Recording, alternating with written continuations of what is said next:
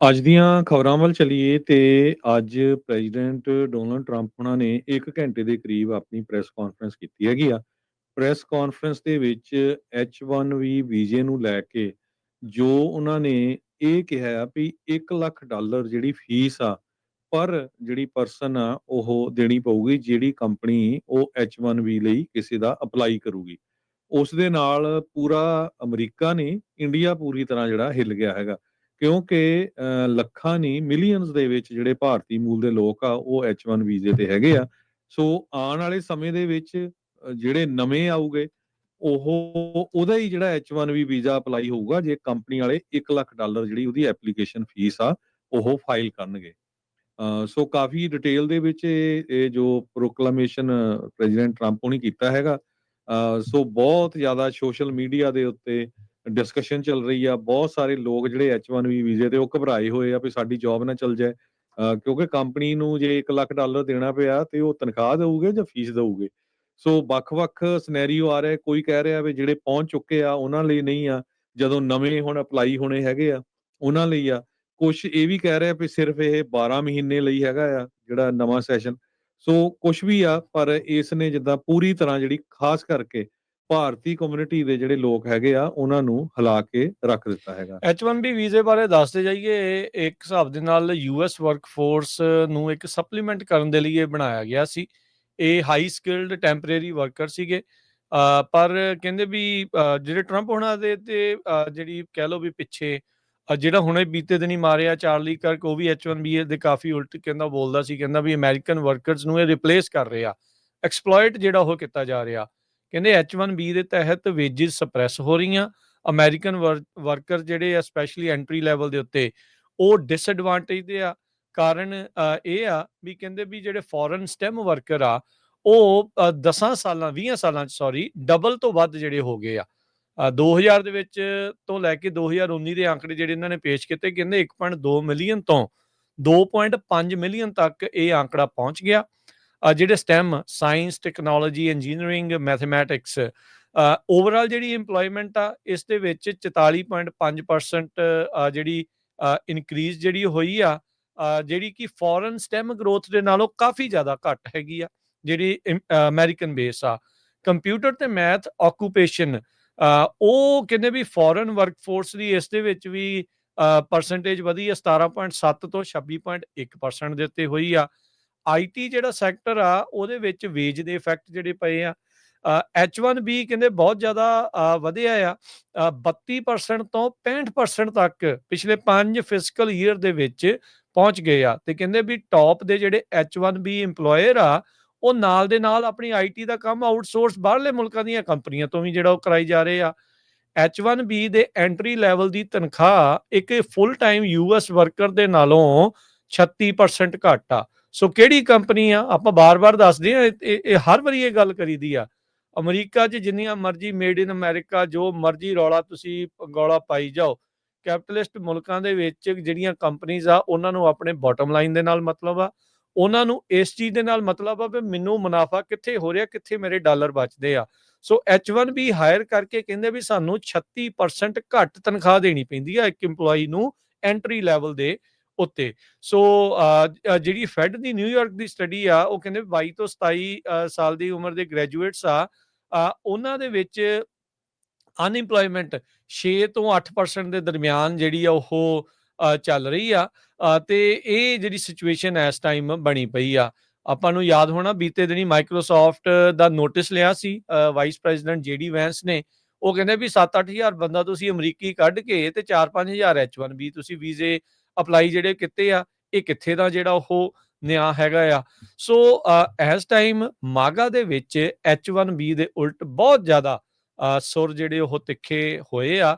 ਇਸ ਦੇ ਨਾਲ ਭਾਰਤੀਆਂ ਨੂੰ ਉੱਤੇ ਬਹੁਤ ਵੱਡਾ ਜਿਹੜਾ ਉਹ ਅਸਰ ਪੈਣਾ। ਨੋ ਡਾਊਟ ਆਪਣੇ ਵੀ ਪੰਜਾਬੀ ਕਈ ਇਸ ਕਿੱਤੇ ਦੇ ਨਾਲ ਜੁੜੇ ਹੈਗੇ ਆ, ਕੋਈ ਦੋ ਰਾਵਾਂ ਨਹੀਂ ਆ, ਪਰ ਮੈਜੋਰਟੀ ਦੇ ਵਿੱਚ ਉਹ ਜ਼ਿਆਦੇ ਨੇ। ਸੋ ਆંકੜਿਆਂ ਦੇ ਮੁਤਾਬਕ 2 ਮਿਲੀਅਨ 2.5 ਮਿਲੀਅਨ ਤੋਂ ਵੱਧ ਤਕਰੀਬਨ ਜਿਹੜੇ H-1B ਦੇ ਉੱਤੇ ਅਮਰੀਕਾ 'ਚ ਲੋਕ ਕੰਮ ਕਰ ਰਹੇ ਆ। ਹੁਣ ਨਵੇਂ H-1B ਵਾਲਿਆਂ ਦੇ ਲਈ ਤਲਵਾਰ ਜਿਹੜੀ $1,00,000 ਵਾਲੀ ਲਟਕਾ ਦਿੱਤੀ ਆ। ਕੀ ਪ੍ਰੋਕਲੇਮੇਸ਼ਨ ਦੇ ਨਾਲ ਇਸ ਤਰੀਕੇ ਦੇ ਨਾਲ ਤੇਜ਼ੀ ਦੇ ਨਾਲ ਕੰਮ ਬਦਲ ਜਾਊਗਾ? ਇਹ ਜਿਹੜੀ ਹੁਣ ਦੇਖਣ ਵਾਲੀ ਗੱਲ ਆ। ਇਹਦੇ ਵਿੱਚ ਹਰਜੋਤ ਸਿੰਘ ਜੀ 2-3 ਚੀਜ਼ਾਂ ਹੋਰ ਚਿੱਥਣ ਵਾਲੀਆਂ ਆ, ਜਿਹੜੀਆਂ ਇਸ ਤੋਂ ਬਗੈਰ ਆ। ਕੀ ਇਹ ਸਾਹਮਣੇ ਜੋ ਦਿਖਾਇਆ ਜਾ ਰਿਹਾ ਰਿਐਲਿਟੀ ਇਹੀ ਆ ਜਾਂ ਪਿੱਛੇ ਕੁਛ ਹੋਰ ਵੀ ਚੱਲ ਰਿਹਾ ਨਾਲ ਦੇ ਨਾਲ?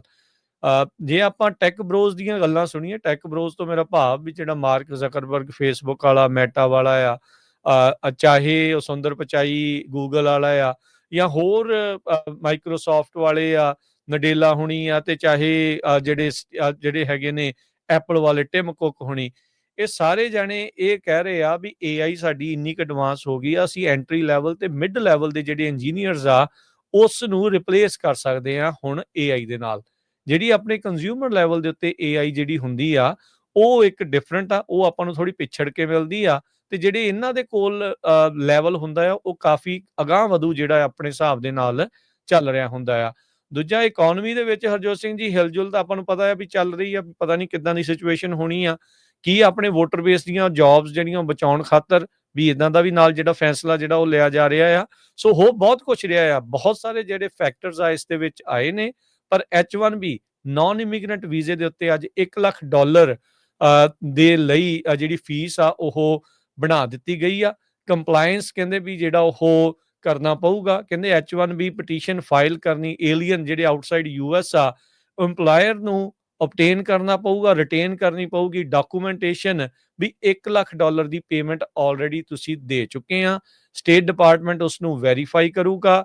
ਜਿਹੜੀਆਂ ਹੋਰ ਫੈਡਰਲ ਏਜੰਸੀਜ਼ ਜਿਨ੍ਹਾਂ 'ਚ department of homeland security DHS ਤੇ ਜਿਹੜੀ ਸਟੇਟ ਡਿਪਾਰਟਮੈਂਟ ਆ, ਉਹ ਆਪਸ ਦੇ ਵਿੱਚ ਕੋਆਰਡੀਨੇਟ ਜਿਹੜੀ ਉਹ ਕਰੇਗੀ, ਮੇਕ ਸ਼ੋਰ ਕਰਨ ਦੇ ਲਈ ਵਾਕਿਆ ਹੀ ਜਿਹਦੇ ਲਈ H1B ਅਪਲਾਈ ਕੀਤਾ ਜਾ ਰਿਹਾ ਉਹਦੇ ਨਾਂ ਦੇ ਉੱਤੇ $1 ਲੱਖ ਇਹਨਾਂ ਨੇ ਜਮ੍ਹਾਂ ਕਰਾਇਆ ਆ ਜਾਂ ਨਹੀਂ। ਤੇ ਮੁੱਕਦੀ ਪੰਜਾਬੀ 'ਚ ਜਿਹੜੀ ਸਿੱਧੀ ਗੱਲ ਆ, ਕਿਸੇ ਕੰਪਨੀ ਦਾ ਦਿਮਾਗ ਨਹੀਂ ਫਿਰਿਆ ਵੀ ਉਹਨਾਂ ਨੇ ਇੱਕ ਬੰਦੇ ਦੇ ਲਈ ਲੱਖ ਡਾਲਰ ਜਿਹੜਾ ਉਹ ਜਮ੍ਹਾਂ ਸਰਕਾਰ ਨੂੰ ਜਿਹੜਾ ਉਹ ਕਰਾਉਣਗੇ। ਇਹਦੇ ਨਾਲ ਇਹ ਡੈਫੀਨੇਟਲੀ ਬਹੁਤ ਵੱਡਾ ਜਿਹੜਾ ਅਸਰ ਆ ਆਉਂਦੇ ਸਮੇਂ ਦੇ ਵਿੱਚ ਪੈਣ ਜਾ ਰਿਹਾ ਆ। ਸੋ ਆਲਮੋਸਟ ਇਹ ਕਹਿ ਸਕਦੇ ਆ ਵੀ ਜਿਹੜਾ H1 ਵੀਜ਼ਾ ਉਹ ਨਵਿਆਂ ਲਈ ਆਲਮੋਸਟ ਬੰਦ ਆ। ਗਰੋਕ ਨੇ ਜਿਸ ਹਿਸਾਬ ਦੇ ਨਾਲ ਇਸ ਪ੍ਰੋਕਲਾਮੇਸ਼ਨ ਦੀ ਇੰਟਰਪ੍ਰੀਟੇਸ਼ਨ ਕੀਤੀ ਆ, ਉਹਦੇ ਮੁਤਾਬਕ ਕਹਿੰਦੇ ਵੀ ਜਿਹੜੇ ਮੌਜੂਦਾ ਜਾਂ ਜਿਨ੍ਹਾਂ ਦੇ ਰਿਨਿਊਅਲ ਹੋਣੇ ਆ ਜਾਂ ਟ੍ਰਾਂਸਫਰ ਹੋਣੇ ਆ, ਉਹਨਾਂ ਦੇ ਉੱਤੇ ਨਹੀਂ ਇਹ ਲਾਗੂ ਹੁੰਦਾ। ਰਿਸਟ੍ਰਿਕਸ਼ਨ ਉਹਨਾਂ ਤੇ ਹੋਣੀ ਆ ਜਿਹੜੇ ਸਤੰਬਰ 21 2025 ਤੋਂ ਬਾਅਦ ਕੋਈ ਵੀ H1 ਤੇ ਨਵਾਂ ਜਿਹੜਾ ਇੱਥੇ ਆਊਗਾ ਉਹਦੇ ਉੱਤੇ ਜਿਹੜੀ ਰਿਸਟ੍ਰਿਕਸ਼ਨ ਇਹ ਲੱਗੂਗੀ, ਜਿਹੜੇ USA ਤੋਂ ਬਾਹਰ ਹੈਗੇ ਆ। ਤੇ ਜਿਹੜੇ ਕਹਿੰਦੇ ਏਲੀਅਨਸ ਐਂਟਰ ਕਰਦੇ ਜਾਂ ਅਟੈਂਪਟ ਕਰ ਰਹੇ ਆ USA ਦੇ ਵਿੱਚ ਸਤੰਬਰ 21 2025 ਤੋਂ ਬਾਅਦ, ਉਹਨਾਂ ਦੇ ਉੱਤੇ ਕੰਡੀਸ਼ਨ ਇਹ ਲਾਗੂ ਹੋਊਗੀ।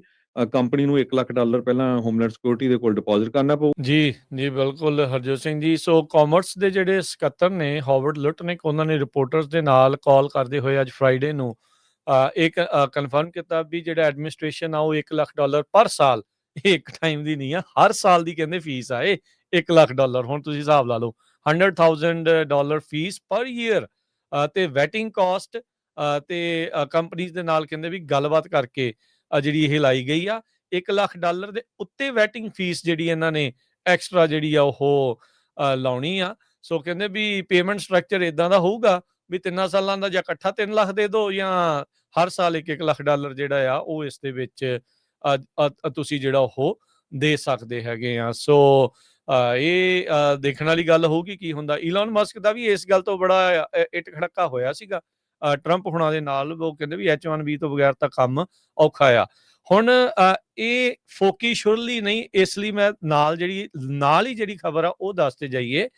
US ਡਿਪਾਰਟਮੈਂਟ ਆਫ ਲੇਬਰ ਨੇ ਇੱਕ ਨਵਾਂ ਪ੍ਰੋਜੈਕਟ ਅੱਜ ਲਾਂਚ ਕਰ ਦਿੱਤਾ, ਜਿਸ ਦਾ ਨਾਮ ਰੱਖਿਆ ਪ੍ਰੋਜੈਕਟ ਫਾਇਰਵਾਲ। ਉਹਨੂੰ ਕਹਿੰਦੇ ਵੀ ਉਹ ਦੱਸ ਰਹੇ ਆ, ਉਹਨਾਂ ਦੀ ਆਪਣੀ ਇਹ ਨਿਊਜ਼ ਰਿਲੀਜ਼ ਆ ਵੀ ਅਮਰੀਕਾ ਦੇ ਹਾਈਲੀ ਸਕਿਲਡ ਵਰਕਫੋਰਸ ਨੂੰ ਕਿੱਦਾਂ ਪ੍ਰੋਟੈਕਟ ਕਰਨਾ ਆ। ਕਹਿੰਦੇ ਵੀ ਅਸੀਂ H1B ਐਨਫੋਰਸਮੈਂਟ ਇਨੀਸ਼ੀਏਟਿਵ ਲੈ ਕੇ ਆ ਰਹੇ ਹਾਂ ਤਾਂ ਜੋ ਅਮਰੀਕਨ ਜੌਬਸ ਜਿਹੜੀਆਂ ਉਹ ਪ੍ਰੋਟੈਕਟ ਰਹਿਣ, ਤੇ ਅਸੀਂ ਬਹੁਤ ਸਾਰੀਆਂ ਜਿਹੜੀਆਂ ਫੈਡਰਲ ਏਜੰਸੀਜ਼ ਆ ਉਹਨਾਂ ਦਾ ਆਪਸ ਦੇ ਵਿੱਚ ਪਾਰਟਨਰਸ਼ਿਪ ਕਰਾਂਗੇ ਵੀ ਆਪਸ 'ਚ ਮਿਲ ਕੇ ਉਹ ਚੱਲਣਗੇ। ਸੋ US ਡਿਪਾਰਟਮੈਂਟ ਆਫ ਲੇਬਰ ਨੇ ਇੱਕ ਪਾਸੇ $1 ਲੱਖ ਦੀ ਫੀਸ ਨਵੀਂ ਰੱਖਤੀ, ਦੂਜੇ ਪਾਸੇ ਪ੍ਰੋਜੈਕਟ ਫਾਇਰਵਾਲ ਜਿਹੜਾ ਆ ਉਹ ਅਨਾਉਂਸ ਕਰ ਦਿੱਤਾ, ਲਾਂਚ ਕਰ ਦਿੱਤਾ। ਕਹਿੰਦੇ ਵੀ ਇਹਦੇ ਨਾਲ H1B ਐਨਫੋਰਸਮੈਂਟ ਅਸੀਂ ਕਰਾਂਗੇ, ਵੇਖਾਂਗੇ ਵੀ ਜਿਹੜੇ H1B ਦੇ ਉੱਤੇ ਹੈਗੇ ਆ ਵੀ ਵਾਕਿਆ ਹੀ ਜੋ ਇਹ ਕੰਪਨੀਆਂ ਕਹਿ ਰਹੀਆਂ ਆ ਉਹ ਸਾਰਾ ਕੁਝ ਹੋ ਰਿਹਾ ਆ ਜਾਂ ਨਹੀਂ। ਉਹਨਾਂ ਦੇ ਵੇਜਿਸ, ਉਹਨਾਂ ਦੇ ਰਾਈਟਸ, ਉਹਨਾਂ ਦੀਆਂ ਜੌਬ ਓਪਰਚੁਨਿਟੀਜ਼ H1B ਦੇ ਕਰਕੇ ਕਿਤੇ ਅਮਰੀਕਨ ਵਰਕਰਸ ਦੇ ਜਿਹੜੀਆਂ ਜੌਬ, ਵੇਜਿਸ ਤੇ ਰਾਈਟਸ ਉਹ ਤਾਂ ਨਹੀਂ ਵਧਾਉਲੇ ਜਾ ਰਹੇ।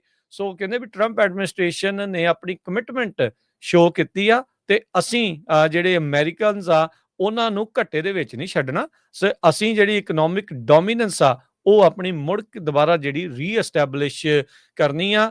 ਕਹਿੰਦੇ ਵੀ ਪ੍ਰੋਜੈਕਟ ਫਾਇਰਵਾਲ ਦੇ ਨਾਲ ਜਿਹੜਾ ਆ ਉਹ ਅਸੀਂ ਇਨਸ਼ੋਰ ਕਰਨਾ ਆ, ਅਸੀਂ ਇਹ ਪੱਕਿਆਂ ਕਰਨਾ ਆ ਵੀ ਕੋਈ ਵੀ ਇੰਪਲੋਇਰ H1B ਵੀਜ਼ੇ ਦਾ ਅਬਿਊਜ਼ ਤੇ ਨਹੀਂ ਕਰ ਰਿਹਾ, ਜਿਹਦੇ ਕਰਕੇ ਸਾਡੇ ਜਿਹੜੇ ਅਮਰੀਕਨਸ ਆ ਉਹਨਾਂ ਦੀਆਂ ਜੌਬ ਖਤਰੇ ਦੇ ਵਿੱਚ ਜਿਹੜੀਆਂ ਹੋ ਜਾ ਰਹੀਆਂ। ਹੁਣ department of labour, secretary of labour, department of homeland security, civil right division, department of justice the equal employment opportunity commission, USCIS, ਇਹ ਸਾਰੇ ਜਿਹੜੇ ਫੈਡਰਲ ਪਾਰਟਨਰਸ ਦੇ ਨਾਲ ਮਿਲ ਕੇ ਹਰਜੋਤ ਸਿੰਘ ਜੀ H1B ਦੀ ਜਿਹੜੀ ਆ ਉਹਨਾਂ ਨੇ ਹੁਣ ਐਨਫੋਰਸਮੈਂਟ ਕਰਨੀ ਆ। ਫੀਸ ਲਾਤੀ ਆ, ਨਾਲ ਦੇ ਨਾਲ ਡਿਪਾਰਟਮੈਂਟ ਆਫ ਲੇਬਰ ਨੇ ਨਵਾਂ ਪ੍ਰੋਜੈਕਟ ਫਾਇਰਵਾਲ ਜਿਹੜਾ ਉਹ ਅਨਾਉਂਸ ਕਰ ਦਿੱਤਾ।